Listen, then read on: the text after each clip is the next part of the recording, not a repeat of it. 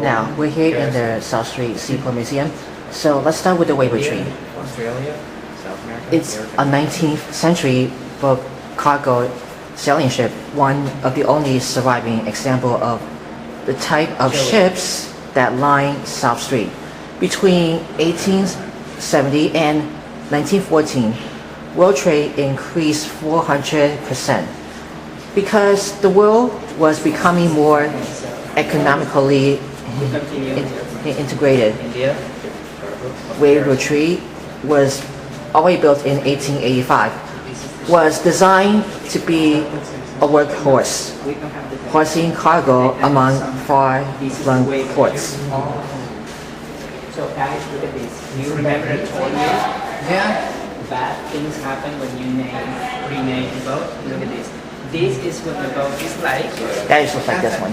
And this, you see the mast, the apart, and then the one in the back too. So, and then this is how other things get happening. This is pictures of the disaster, and more pictures. And this is how the boat was found in Buenos Aires in the 60s. How did it happen? Well, 1660. Yes, when the, Oh, yeah. we don't have a map here, but when you look at the map of South America, you go on the Atlantic through the east, and you go through Cape Horn to pass to the Pacific. So the boat is there in December of 1907, I believe. And it's a very big storm, and Cape Horn is known for having very strong winds. And they think they're going to be able to make it and turn around in the middle of the storm, and they ended up in the Falklands Islands. So the company pays for the repairs, which, think about it, this is in the South Atlantic, so it's very expensive to ship anything you need, but they are willing to do it. So when they ended up like this, they pay for everything.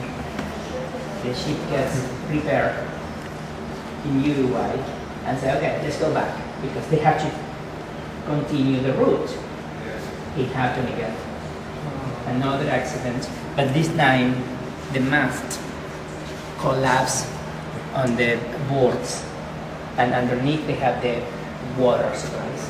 That goes up into The waters. water supplies. They meant that they couldn't continue because they would go completely dehydrated. So they turn around, go back to the Falklands Islands, and the company gave up the boat. Weber tree in San Francisco in 1904. It came to New York City in 1905, I believe. So that is. This is a miniature of the boat, just to give you an idea where we're going to go in a little bit. That's we're gonna go in here. Yeah. No problem. Go ahead. So that's we learn about the Weber tree. So before we go here, it was written for William E. Hitchcock, American, 1928 to 2006. Scale ship model of Weber tree, that is in 1969. It was made with wood, plaster, paint, metal, cotton, museum purchase. SSSM 1975.041. This is the original bell that is called the Southgate. Yes. It was Got it. in 1886. Can I finish talking and then Okay. you do the filming? Right. Okay. Stop it. This is the original bell that is called the Southgate. Yes. It was Got it. in 1886. Can I finish talking and then Okay. you do the filming? Right. Okay. Stop it. The South Street Seaport Museum called them and said, listen, we have Weber tree. We have the ship, but we don't have the bell. After all those tragedies, pieces were missing, were sold, right? So the Swedish Museum donated the bell to the South Street Seaport Museum. They didn't charge anything, but part of the deal is that if the New York City South Street Seaport Museum ever had something that the Swedish Museum considered very valuable for them, it will be given to them because they gave us this. That's fair. And this is the original bell. because you could change the name, but they couldn't change the bell. So waiver 3 only had one bell, and this is it. Yes. And That is Bob. this is an original bell from a lighthouse vessel, which is the one that is there, the Ambrose.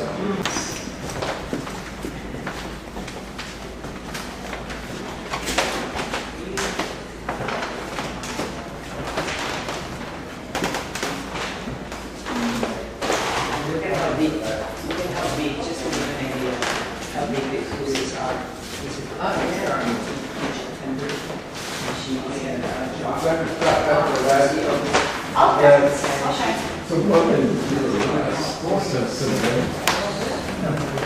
Now we're in the millions.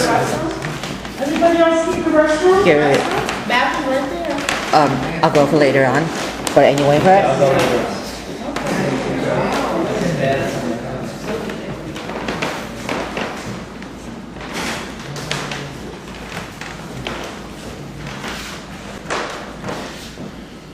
So what this model? It has 87 Ambrose channel 87. That is called. It came from the colony Walter R. Bayard III.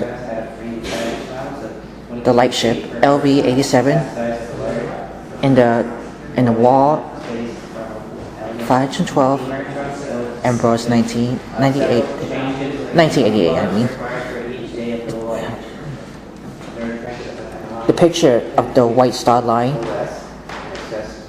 You know about don't know what the unknown artist name.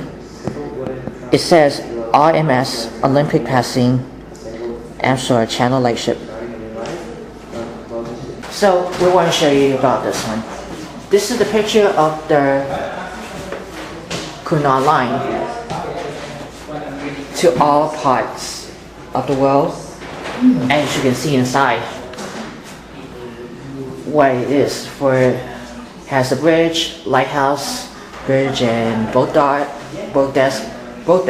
I mean for that. Also, we got promenade deck. What else we have here? Oh, garden lounge into with the first class stateroom.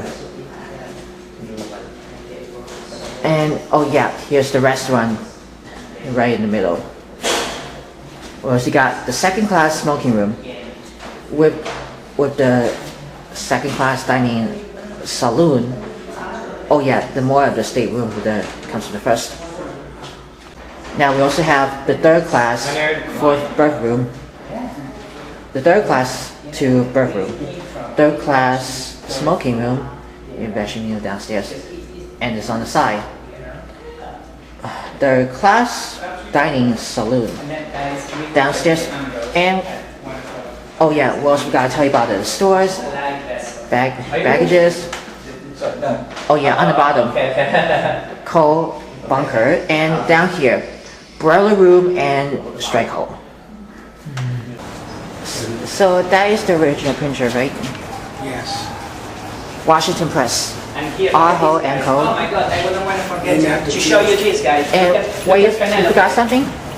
Here, look at Penelope. I'll be back to the printer. And you know, Up to a police post American 1935 2015 Penelope with paint Penelope with paint The figurehead. 20 inches. And this is the Ambrose. From which boat is You this see one? The Waverly? yes, it has a story behind. When we get there, I'll tell you. Oh. But yes. so we're back to the printer But shop. they look alike, right? You can see it's like a typewriter. What it can use Hey. Hey. And you know, You ever hear this thing? wherever you print it, that is the original printer.